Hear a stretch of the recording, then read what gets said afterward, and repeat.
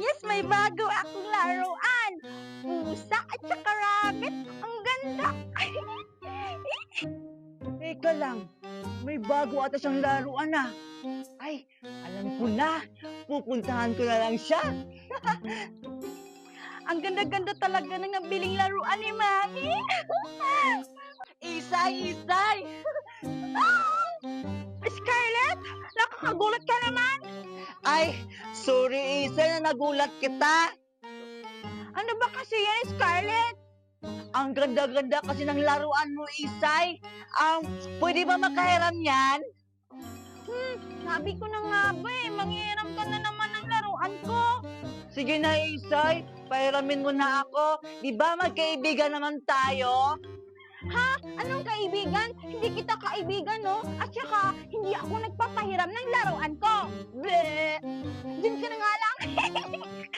Hala, grabe naman to si Isay. Porket may bago siyang laruan, hindi na siya nagpapahiram sa akin.